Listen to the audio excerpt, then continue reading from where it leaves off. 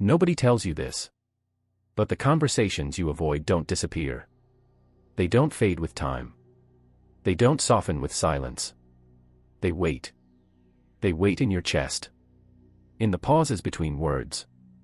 In the distance you feel with people you once felt close to. And if you're honest, really honest, you already know the conversation I'm talking about. It's the one you replay in your head at night. The one you almost start, then swallow.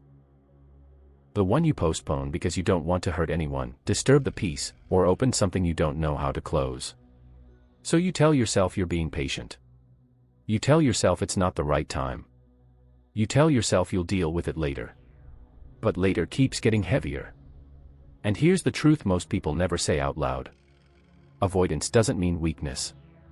It usually means you care deeply. You care about being understood. You care about keeping connection. You care about not becoming the villain in someone else's story. So you stay quiet. You adjust. You endure. And slowly, something in you starts shrinking. Not dramatically. Not all at once. Just enough that one day you wake up feeling disconnected from others and from yourself. If this feels uncomfortably familiar, stay with me. Because what you're experiencing isn't failure. It's a signal. Here's what avoidance actually costs, and it's never what people expect. It doesn't just delay discomfort. It rewires your relationships. When you avoid hard conversations, people don't feel peace, they feel distance. They feel something unsaid. Something unresolved. And even when they can't name it, they feel it. Over time, silence becomes a language. A language of assumptions. Of misinterpretations. Of quiet resentment that grows without supervision. But the deeper cost isn't relational. It's internal.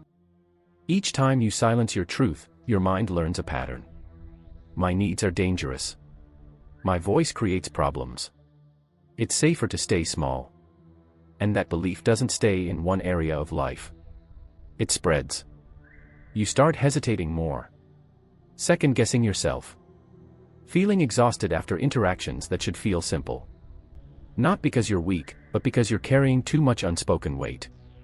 This is how people become emotionally tired without knowing why.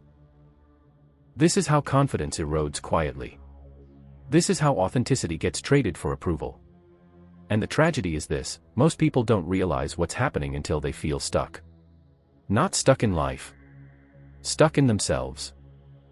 Here's the reframe that changes everything. Hard conversations are not acts of aggression. They are acts of alignment. They are not about winning. They are about being whole. Growth doesn't begin with courage. It begins with honesty. Honesty about what you feel. What you need. What you can no longer carry silently. And no, honesty doesn't guarantee the outcome you want. But avoidance guarantees the outcome you fear. When you speak truth calmly, clearly, without accusation, something powerful happens. You stop leaking energy.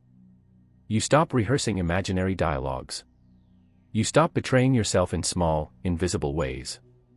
Even if the other person doesn't respond perfectly, you walk away integrated. And that's the part most people underestimate. Peace isn't the absence of tension. It's the absence of self-abandonment. You don't need to say everything at once. You don't need perfect words. You just need to stop pretending silence is neutral. Because silence always chooses a side, and it's rarely yours. If this reflection stirred something in you, don't rush past it. Moments like this are easy to ignore, and expensive to dismiss. Inner Light Studio exists for people who are ready to stop running from clarity, and start understanding themselves honestly. If you want more reflections like this, on growth, truth, relationships, and inner strength, subscribe and stay connected. And before you go, ask yourself one quiet question. What truth have I been postponing? And what might change if I finally gave it a voice? There's more to explore. Don't stop here.